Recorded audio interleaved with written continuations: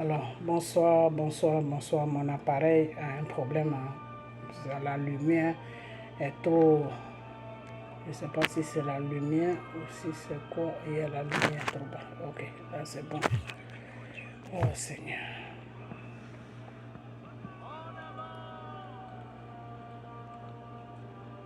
Ok. Ok, je vous dis tous bonsoir. J'espère que tout va bien chez vous. J'espère que tout va bien dans vos différentes familles. J'espère que tout le monde va bien. Ok, voilà, j'espère que tout va bien aussi dans vos différentes maisons, dans vos différentes familles, que tout va bien. Ok, voilà, mon appareil n'est pas d'une bonne couleur, mais c'est pas grave. Ok, voilà. Alors, aujourd'hui, on va parler de l'histoire du peuple d'Israël. Ok, voilà, pourquoi ils sont dans cette guerre avec le peuple de la Palestine. Ok, parce que les gens rencontrent un peu n'importe quoi, ils se basent sur les bouquins, ils se basent sur je ne sais quoi. C'est un problème de Dieu. Ok, c'est un problème de Dieu. La guerre qui se passe entre Israël et la Palestine, c'est un problème de Dieu. C'est pas un problème de bouquin, c'est pas un problème d'ancienne guerre, c'est pas un problème, non, c'est un problème de Dieu. Et quand tu connais pas le Seigneur, quand tu ne sais pas ce qui se passe avec Dieu, quand tu n'es pas dans le secret du spirituel, tu ne peux pas comprendre pourquoi ces deux pays-là se battent. Tu ne peux pas comprendre ça. Tu vas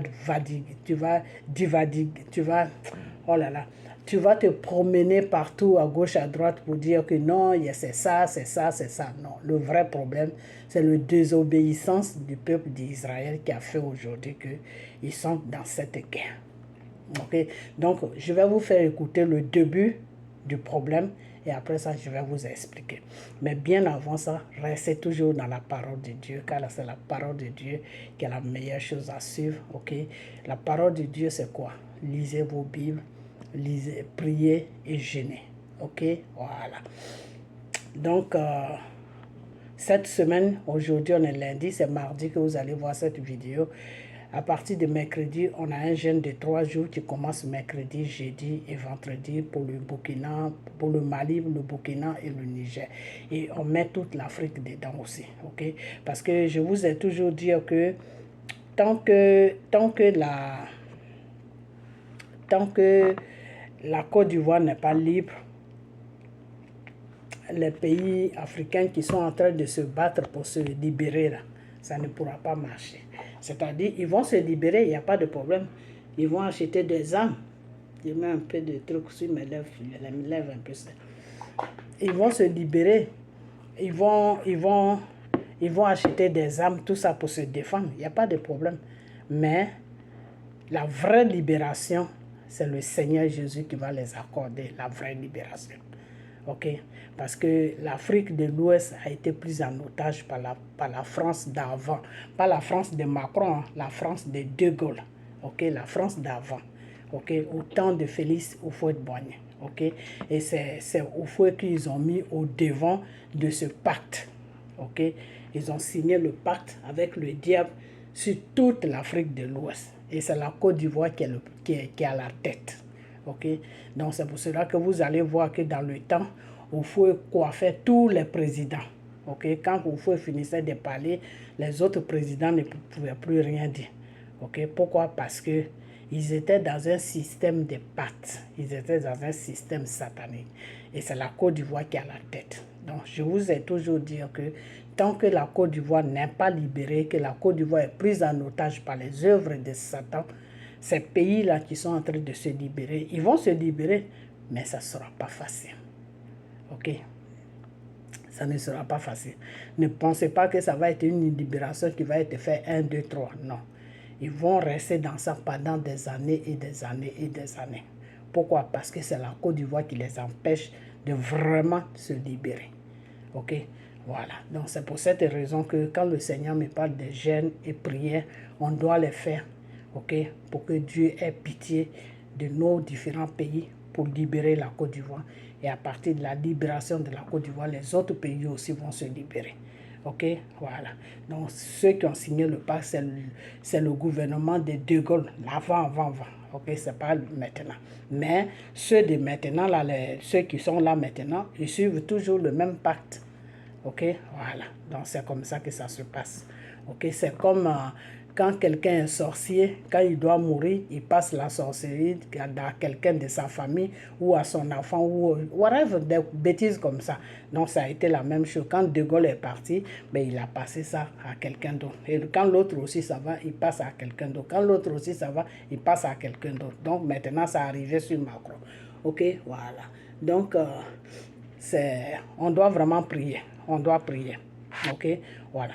Donc, on va, comment on appelle ça? On va regarder le début de cette histoire d'Israël et puis je vais vous expliquer pourquoi ils sont en guerre et comment cette guerre-là va prendre fin. Ok, voilà. Donc, je mets le son. Il n'y a pas d'eau. Nous en avons assez pour la nuit. Nous restons ici. Mes hommes commencent à s'énerver. Veille à ce que l'eau soit distribuée de façon équitable. Comme tu voudras. Sache également que la colère gronde parmi le peuple. Il dit la vérité, Abraham. Dis-leur de faire du feu et de préparer la nourriture. Fais comme il te dit, Eliezer. Oh, je suis fatigué en ce moment. Je ne dors pas. Je ne dors pas beaucoup à cause des prières.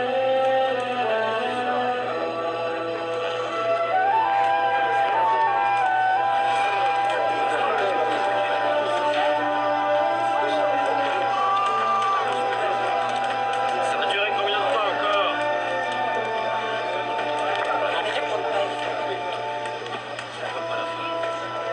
Silence! Vous Alors tous, ça, c'est écoutez-moi! Abraham qui leur dit de se taire.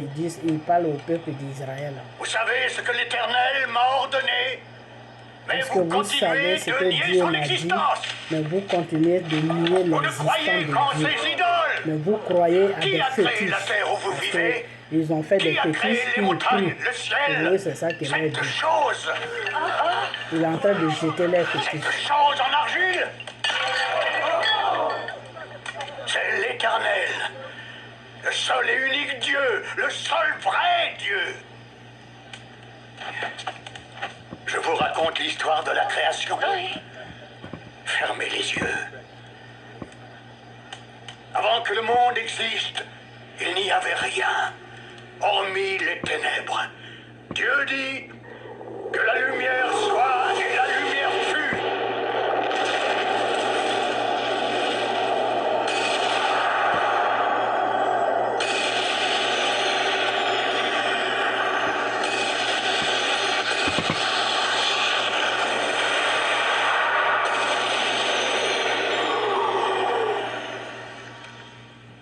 Et Dieu a séparé la lumière et les ténèbres. Dieu Seigneur appela la a lumière séparé jour la et les lumière ténèbres, avec il le les noir. appela nuit. C'était le Parce premier qu'avant, jour il de n'y la avait que le création. noir. Et Puis Dieu a le deuxième demandé jour, Dieu la dit, lumière. et que le firmament apparaisse au milieu des eaux, qu'il sépare les eaux du dessus des eaux du dessous. Notre Seigneur appela le firmament ciel. Le troisième jour, Dieu dit que les eaux s'amassent en un seul endroit et que la terre sèche apparaisse.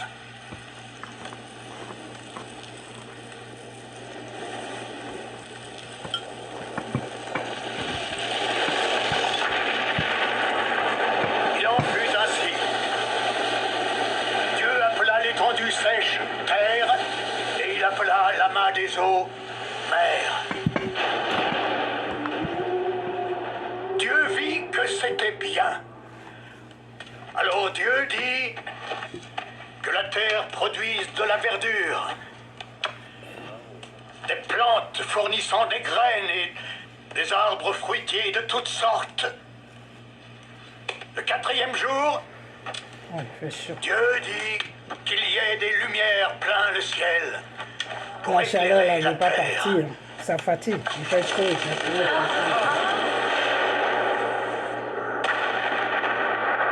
Qu'elles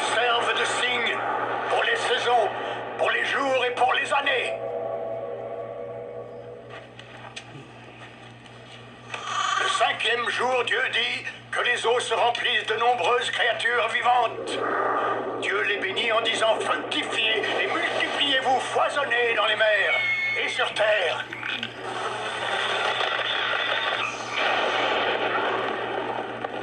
Le sixième jour, Dieu. Le notre cinquième Seigneur jour, dit: Dieu a créé créons la toutes race sortes humaine à notre propre d'animaux, image, à les notre poissons, ressemblance. tout, Aussitôt, tout il ce en qu'on fait voit sur la ainsi. terre là.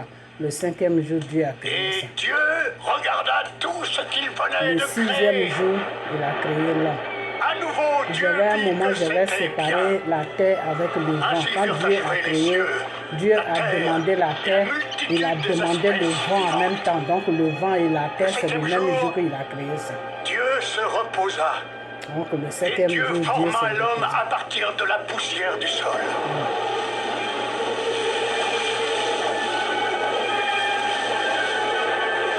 Il y avait déjà le vent. Donc Dieu a créé la terre avec le vent. Moi, je vais séparer ça. Je fais une erreur.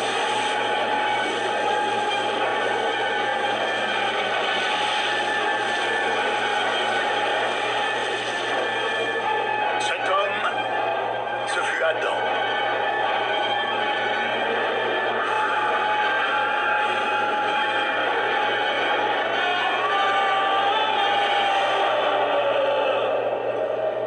Ensuite, Dieu endormit Adam et lui prit une côte qu'il transforma en femme.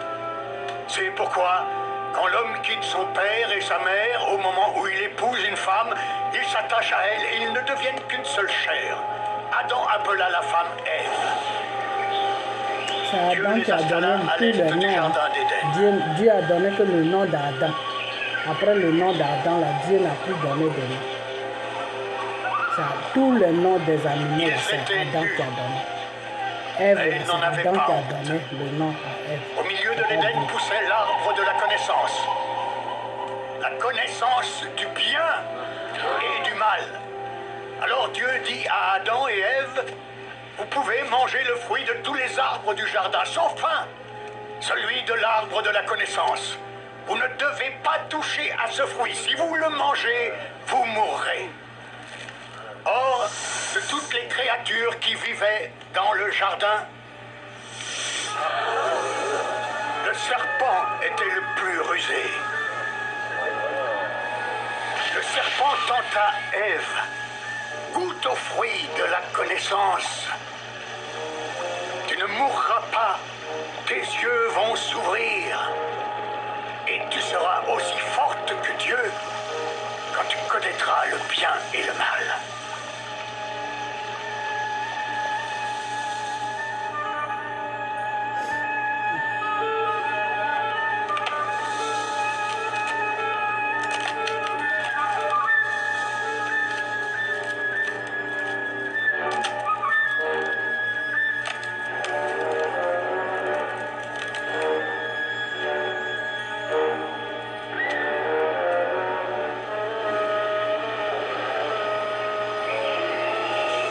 Ève mangea le fruit. Et elle en donna aussi à Adam. Leurs yeux s'ouvrirent. Ils surent qu'ils étaient nus, ils eurent honte. Et ils essayèrent de se cacher de Dieu. Mais comment pouvaient-ils se cacher de Dieu? Il les trouva, bien entendu. Et il leur donna des tuniques pour se vêtir. Il apprit ce que le serpent avait fait. Et l'Éternel maudit le serpent. Il lui dit: désormais tu marcheras sur le ventre, et tous les jours de ta vie tu avaleras de la poussière.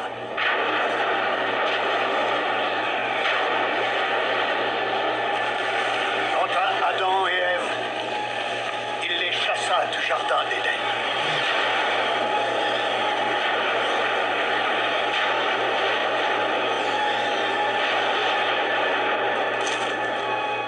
C'est à cause de leur désobéissance que le mal est venu troubler le monde. Yeah, c'est à cause de Caïn, leur le fils d'Adam désobéissance. et Ève, tua son frère Abel.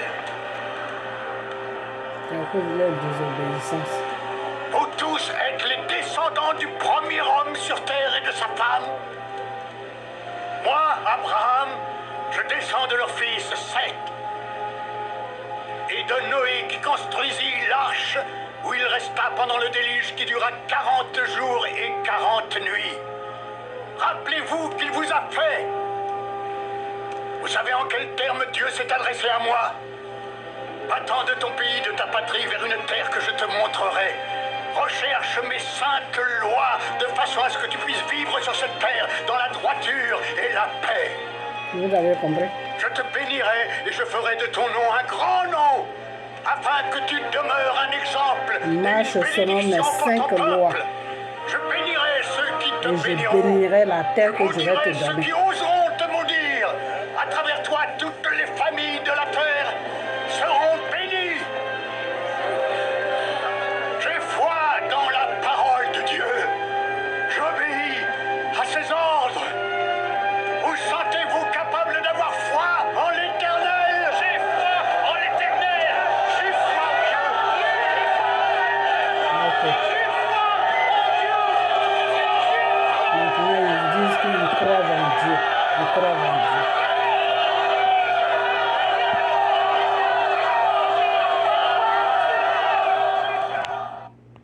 Ok, je vais m'arrêter là. C'est à partir de cet instant-là que le peuple d'Israël a reconnu le Seigneur en tant que leur Dieu. Quand Abraham les a expliqué comment le monde a été créé et qui a créé le monde et qui les a créés eux-mêmes. Ok? Et c'est à partir de là que le peuple d'Israël a reconnu Dieu en tant que leur Dieu. Donc à partir de cet instant, le peuple d'Israël marchait maintenant selon les lois de Dieu. Parce que Abraham était devant leur chemin. C'est Abraham qui leur disait maintenant comment ils devaient marcher, parce que c'est Abraham qui avait le contact avec le Seigneur. Ok, voilà. Donc quand Abraham est mort, c'est là que il y a eu tous ces trucs-là. Et maintenant, qu'est-ce qui s'est passé? Quand le Seigneur a dit à Abraham que si le peuple et Abraham respectent les 5 lois, lui, Dieu, il va les amener sur une terre, la terre d'Israël. Donc, ils ont respecté les lois à cause d'Abraham, parce qu'Abraham était dur avec eux. Ok? Abraham était dur avec eux et ils ont respecté les lois et c'est comme ça qu'ils sont rentrés en Israël. Ok? Et c'est à partir de là que Abraham a commencé à écrire les lois sur lesquelles où il devait marcher, les lois sur lesquelles où il devait vivre. Ok? Voilà. Maintenant, quand Abraham est mort, ils sont restés avec ces lois-là. Ok? Et le Seigneur a amené maintenant des prophètes. Ok? Il y a beaucoup de prophètes que le Seigneur a amenés. Ok? Voilà. Donc, c'est comme ça que ça s'est passé. Ok? Donc, ils vivaient sur cette terre-là, qui est la terre d'Israël. Et il y a eu la faim. La faim a pris tous les pays. La faim a pris tous les pays. La faim plutôt, la faim plutôt a pris Israël et puis quelques pays. Ok? Donc, qu'est-ce qui s'est passé maintenant? Ça n'a pas touché, la faim n'a pas touché le peuple de la Palestine, tout ça, mais ça a touché le peuple d'Israël et puis d'autres peuples. Donc, ces peuples-là se sont déplacés et puis ils sont partis en Égypte. Parce qu'en Égypte, il n'y avait pas la faim. Pourquoi il n'y avait pas la faim? À cause de Joseph. Parce que Joseph, vous connaissez l'histoire de Joseph, et comme il s'est retrouvé en prison parce que la femme de son patron qu'il a acheté sur le marché, quand ses frères l'ont vendu, la femme là voulait avoir des rapports avec lui, et lui, il a commencé à rentrer dans le jeu de la femme. Au moment où les deux se sont retrouvés dans le lit, il a fui. Il est parti. Et donc la femme a pris son vêtement, puisqu'il avait enlevé son vêtement. Donc il a fui, il a laissé son vêtement. Il a laissé son habit. Donc la femme a pris l'habit, elle a déchiré ça. Et quand son mari est venu, elle a montré ça à son mari que oui, ton esclave Joseph voulait me violer, voilà son habit. Et c'est comme ça que le mari de la femme a fait rechercher Joseph et ils ont attrapé Joseph et ils l'ont mis en prison. Donc quand ils l'ont mis en prison, il y avait le garde-corps des pharaons qui étaient là-bas, ils faisaient des rêves, mais ils n'arrivaient pas à expliquer c'était quoi les rêves qu'ils faisaient. Donc quand Joseph est venu, il a commencé à expliquer son rêve à Joseph, et Joseph lui a dit que oui, ton rêve veut dire que dans 3 jours, Pharaon va envoyer des gens pour venir te faire sortir de cette prison, parce que Pharaon s'est rendu compte que tu n'es pas responsable de la chose qui t'a amené en prison, que les gens ont menti sur toi. Donc il va venir te chercher dans 3 jours. Et les 3 jours sont arrivés, puis ils sont venus chercher le garde-corps de Pharaon. Donc quand il partait, Joseph lui a dit, il a dit à Joseph, vraiment, ton rêve a tombé juste, il m'a dit 3 jours net, Pharaon est venu me chercher. Joseph lui a dit, ne m'oublie pas. Donc quand il est parti chez Pharaon, Pharaon aussi faisait un autre rêve. C'est des songes. Mais vous, vous appelez ça rêve, donc je vais dire rêve pour ne pas vous embrouiller. Ok? Donc Pharaon a commencé à faire des rêves. Le seul rêve là venait sans arrêt. Donc Pharaon demandait à tous ces marabouts qu'il a mis autour de lui. Le Pharaon, c'est quelqu'un qui ne croyait pas en Dieu. Lui, il avait des marabouts, des magiciens. Okay? Donc il leur demandait, mais c'est quoi ce rêve-là? Donc eux, ils interprétaient le rêve, mais ce n'était pas la vraie interprétation. Ce n'était pas comme ça que le rêve s'interprétait. Ok? Donc, le rêve venait toujours.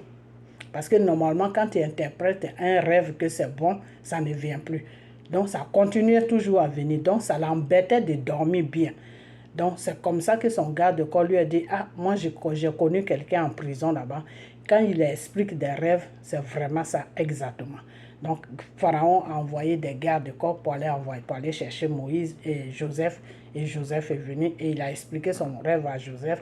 Et Joseph lui a dit, ah, ces rêves-là que tu fais, le premier rêve veut dire que vous allez avoir beaucoup de nourriture en Égypte. Le deuxième rêve veut dire que après 7 ans de gloire, vous allez avoir 7 ans de malheur. C'est-à-dire qu'il n'y aura plus à manger en Égypte. Donc, tous ceux qui étaient à côté de Pharaon, toutes ces femmes-là ont commencé à pleurer parce que dans 7 ans, il n'y aura plus rien à chose en Égypte. Donc, c'est là que Pharaon lui a demandé, mais qu'est-ce que je dois faire?